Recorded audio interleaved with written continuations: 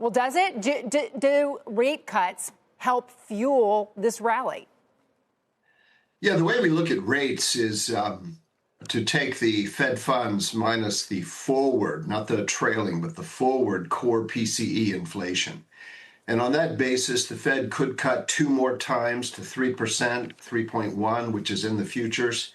And that would just take them to the post-World War II 80-year median, the middle of rates in real terms, the rate after inflation. So they're not overly easy now, and they would just be neutral at 3% sometime in 26.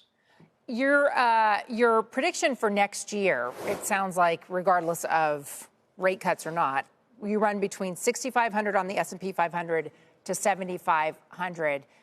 We're almost at 7,000 right now. What could fuel that higher, and what are the barriers that you see? Yeah, about 7,000 for the S&P 500, which I think, the Qs are popular now. So the QQQ would be somewhere between 575 and 650.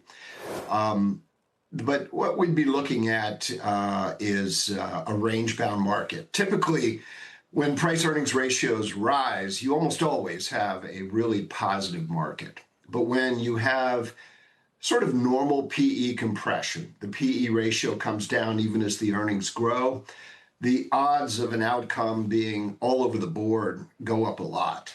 You could be up or down on average about 13%. So we're in a digestion phase, a consolidation phase. 4 years in a row in 26 of double-digit gains hasn't been seen in decades and is very rare. So there's a lot of optimism going into next year, and we're just a little more cautious. All right. So if you're seeing caution, especially you're saying around the big tech cyclical growth, where would you find opportunity moving into 2026? I would hedge some of that big tech exposure with things like, for instance, in defensives, waste management, Republic Services, the charts look good.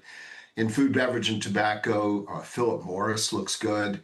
Healthcare, biotech, it's going to be a big beneficiary of AI. It already is, and it's got more defensive moats around their products.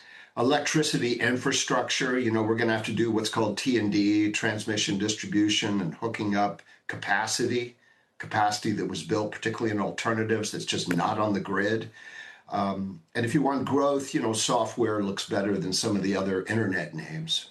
And when you look at the consumer, which is 68% or so of GDP, do you think that CapEx and AI can counterbalance whatever cracks there might be in consumer?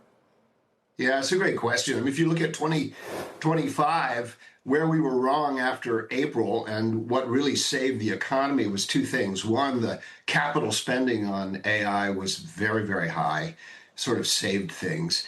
And the other was this K-shaped economy, which is not politically sustainable and is, if I were in the administration, I would have a 5-alarm fire. We've got to do something about the fact that the top end is really all that's doing well. So if you're going to reaccelerate the broad economy, you're going to bring back some inflation risk at sort of full resource utilization. So we're watching unemployment.